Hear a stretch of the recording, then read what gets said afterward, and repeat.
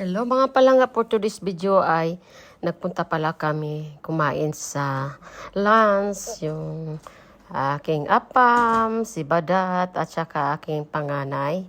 So pupunta kami doon sa Asian Seafoods Buffet Restaurant, no? Malapit sa amin yung mga palangga, no?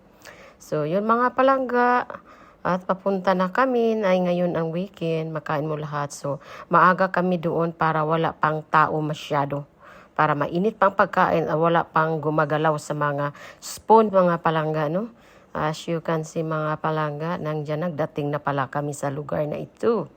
Ito pala ay Chinese Buffet Seafood Restaurant. So, mga palangga, palagi kami dito. So, yan, as you can see, nag-ano pala kami ni Barat. Nakapajama lang ako, nilagyan ko na lang ng jacket, mga palangga. Walang akong sukay. Naglagay na akong sombrero. Yan palang aking panganay, mga palangga, no? At ipakita natin ang pagkain. As you can see, wala pang tao. So, wala pang masyadong humahawak ng ating mga, kay maaga kami, no? So, yan ang shrimp, mga palangga. Umuusok pa yan ang salmon, crayfish, as you can see, puno pa lahat. So, pwede ako makakain yan kung wala pa naghawak-hawak ng mga at bago fresh pa ang pagkain, no? So, yan mga palangga, ang kinuha ko lang ay seafood at isda at wala ng iba.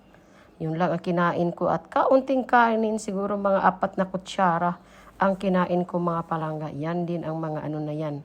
So, nakuha din ako ng banana plantain dyan na giprito. Yun lang talaga kinako, yung iba dyan hindi na ako kumain. So, shrimp, crabs, crayfish, puros ng mga mga palangga, no? Yung mga seafood ang kinuha. Yan, mga palangga, hindi ako kumuha niyan. So, yan pala mga pagkain sa buffet. Kaya, mga palangga, no? So, yan. Sobrang sarap. Kung gusto mo yan, pero hindi ako kumakain yung mga ganyan. No? Magpaluto na lang ako. Ito naman ang sushi. Sushi ba yan? Sushi.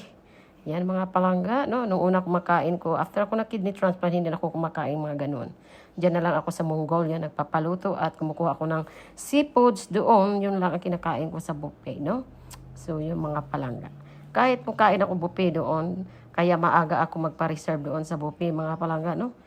Doon ko na lang i-hold ang date anniversary ng aking tatay ngayong buwan, no? Pag-uwi ko.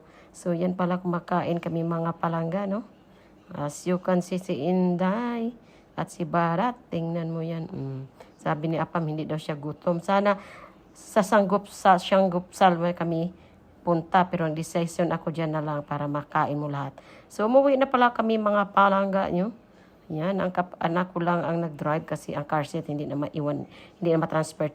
Yung pala si Barat ay nagdala pa ng ice cream, no? So, yan, thank you and God bless you our video.